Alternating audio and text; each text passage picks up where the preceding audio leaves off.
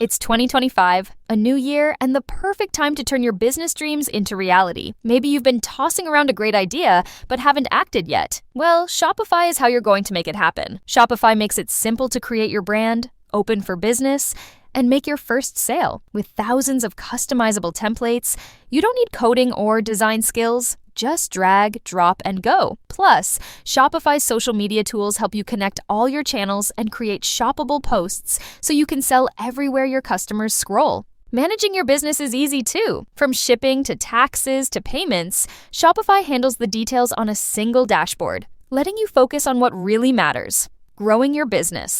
Established in 2025 has a nice ring to it. अघोरी बाबा आपने नाम तो सुना होगा, लेकिन इनका जो रेस है ये कहाँ से आते हैं और कहाँ चले जाते हैं, तो एंड तक जरूर बने रहें और एक एक इनका जो रेस है वो पूरी तरीके से आपको बताएं। तो अघोरी बाबा कौन होते हैं और ये कहाँ से आते हैं और ये कहाँ चले जाते हैं, उनकी साधना और जीवन शैली का विस्तृत वर्णन हम करने जा रहे हैं। तो अघोरी बाबा भारतीय आध्यात्मिक परंपरा के वे साधक होते हैं जो सामान्य धार्मिक मान्यताओं से अलग गहन और रहस्यमय साधना करते हैं। अघोर पंथ का मुख्य उद्देश्य जीवन और मृत्यु के रहस्यों को समझना और मोक्ष प्राप्त करना होता है। तो दोस्तों आपके मन में आया होगा कि अघोर पंथ क्या होता है। तो अघोर शब्द का अर्थ है जो कठिन नहीं है। ये शब्द आ नकारात्मक और घोर कठिन से मिलकर बना है। इसका मुख्य उद्देश्य जीवन के सभी पहलुओं को स्वीकार करना, चाहे वे अच्छे हों या बुरे हों। और इनका आधार है ये पंथ भेदभाव और द्वैत, अच्छा बुरा, पवित्र अशुद्ध कुछ अस्वीकार करता है। जैसे कि एक उदाहरण से समझ लेते हैं। अघोर साधक शमशान घाट में साधना करते हैं क्योंकि वहाँ जीवन और मृत्यु का सत्य प्रत्यक्ष रूप से अनुभव किया जा सकता है।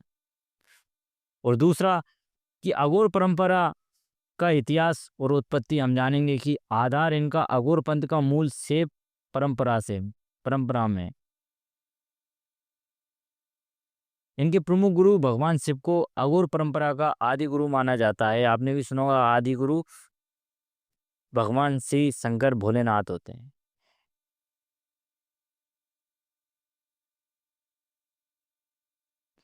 और बाबा कीताराम, आपने नाम सुना होगा कीनाराम, जो कि 17वीं शताब्दी का आधुनिक अघोर पंथ का संस्थापक माने जाते हैं।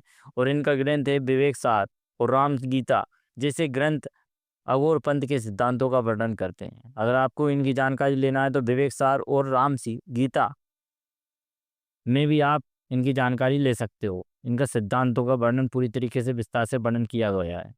और अघोर साधना की जो विशेषताएं हैं देखो कौन कौन सी है। शमशान साधना, अघोर बाबा अक्सर शमशान में ध्यान और साधना करते हैं, आपने देखा होगा। और कारण क्योंकि मृत्यु को जीवन का सत्य माना जाता है और भौतिक इच्छाओं से मुक्ति पाना इनकी ये अघोर बाबाओं की शमशान में ध्यान करने की साधना है। अब पवित्रता और अपवित्रता का भी भेद न करना। अघोर साधक हर चीज को समान रूप से स्वीकार करते हैं, चाहे वह भोजन हो, वस्त्र हो या समाज के द्वारा अस्वीकार्य वस्तुएं। उदाहरण के तौर पे एक समझ लेते हैं कि अघोरी कभी कभी मानव खोपड़ी कपाल का उपयोग पात्र के रूप में करते हैं, आपने देखा होगा। और नशा और मोदक पदार्थों का उपयोग, कुछ अघोर साधक ध्यान की गहराई में जाने के लिए नशे का उपयोग करते हैं। कारण क्योंकि शरीर और मन की सीमाओं से परे जाना। और मंत्र और तंत्र साधना भी आपने करते देखा होगा कि अघोर पंथ में तांत्रिक विधियों और मंत्रों का गहरा महत्व है। उद्देश्य उनका आत्मा और परमात्मा के बीच के जो बंधन को है उसको तोड़ना होता है। अब अघोर बाबाओं की जीवन शैली किस टाइप की रहती है कि उनकी समाज से अलगाव, समाज से कोई लगाव नहीं होता। वे सामान्य सामाजिक बंधनों से मुक्त होते हैं। उदाहरण के तौर पर उनकी विवाह, परिवार और धन जैसे बंधनों को त्याग देते हैं। वस्त्र और भोजन, आपने देखा होगा कि अक्सर नग्न या काले वस्त्र पहनते हैं। भोजन में भेदभाव नहीं करते और प्रसाद के रूप में जो मिलता है उसे ग्रहण करते हैं। और आध्यात्मिक दृष्टिकोण, उनके लिए हर वस्तु में शिव का वास है, जैसे कि संसार की हर चीज पवित्र है। अब अघोर साधकों के प्रमुख स्थान की वो कहाँ कहाँ रहते हैं और वो किस टाइप से रहते हैं। अघोर बाबाओं के लिए कुछ स्थान विशेष रूप से प्रसिद्ध हैं, जैसे कि काशी, आपने वाराणसी। बाबा कीनाराम आश्रम और मणिकर्णिका घाट। गिरनार पर्वत गुजरात में है, जो कि अघोर साधकों का प्रमुख स्थान है। और महाराष्ट्र में श्रीयंकेश्वर, यहाँ अघोर साधना प्रचलित है। तो ये इनके स्थान है। और अघोर पंथ से जुड़े मितक और सच्चाई, जैसे कि आपने झूठ और सच्चाई, इनके अघोरी खतरनाक होते हैं, ऐसी आपने मितक पढ़ा होगा, मितक सुना होगा। मितक अघोरी साधक समाज के लिए हानिकारक होते हैं। सच्चाई ये है कि वे अहिंसक होते हैं और किसी को नुकसान नहीं पहुंचाते। आपने जो सुना है कि अघोरी साधक समाज के लिए हानिकारक होते हैं, वो सब झूठ है, एक मितक है। और तंत्र मंत्र का दुरुपयोग, मितक अघोरी केवल काले जादू के लिए जाने जाते हैं, ये बिल्कुल झूठ है। और सच्चाई, उनकी साधना का उद्देश्य आध्यात्मिक शुद्धता और मोक्ष है, केवल केवल मोक्ष पाना, केवल भगवान की प्राप्ति पाना। तो ये तंत्र मंत्र का दुरुपयोग, ये झूठी है। और अघोर साधना का आधुनिक समाज पर प्रभाव, अब देखो क्या प्रभाव पड़ता है समाज पर।